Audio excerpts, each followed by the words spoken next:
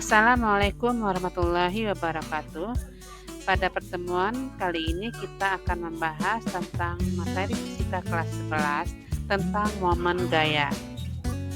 Momen gaya atau torsi adalah gaya yang diberikan atau yang bekerja pada suatu benda sehingga benda tersebut dapat berputar terhadap suatu poros tertentu.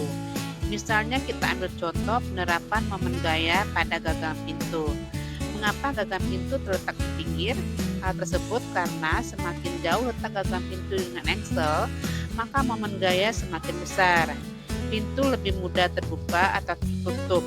Sebaliknya, semakin dekat letak gagang pintu dengan engsel, momen gaya semakin kecil, sehingga pintu lebih sulit tertutup atau terbuka. Besar momen gaya dapat dirumuskan sebagai berikut. Tau sama dengan R kali F kali sin theta, di mana tau adalah vektor momen gaya dengan satuan Newton meter, sedangkan R adalah vektor jarak, satuannya meter. F adalah vektor gaya, satuannya Newton.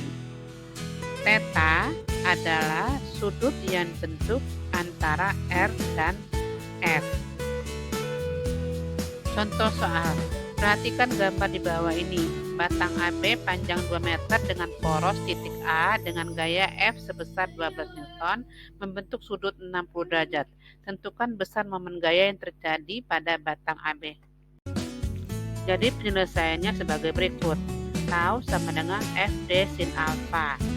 Kita masukkan F-nya 12 Newton, D 2 meter dengan alfa 60 derajat. Sehingga 12 kali 2 kali setengah akar 3 sama dengan 12 akar 3 Newton meter. Atau dengan cara lain, yaitu yang menimbulkan torsi adalah F sin 60 derajat dengan jaraknya ke A adalah 2 meter. Sementara F cos 60 derajat tersebut mengakibatkan torsi sebesar 0 karena jaraknya ke poros A adalah 0. Sehingga tau sama dengan F sin 60 derajat kali panjang batang AB. Diperoleh hasilnya 12 kali sin setengah akar 3 kali panjang batang 2 meter sama dengan 12 akar 3 Newton meter. Contoh soal yang kedua, perhatikan gambar di bawah ini. Terdapat 3 buah gaya F1 4 Newton, F2 membentuk sudut 30 derajat sebesar 6 Newton dan F3 adalah 6 Newton. Jika massa batang diabaikan, berapakah besar momen gaya terhadap titik C? Penyelesaiannya adalah sebagai berikut. Di sumbu rotasi C, gaya F1 dan F2 menyebabkan batang berputar searah jarum jam, sehingga tau 1 dan tau 2 positif, sedangkan gaya F3 menyebabkan batang berputar berlawan arah jarum jam, sehingga tau 3 negatif. Jadi besar momen gaya di C sebagai berikut.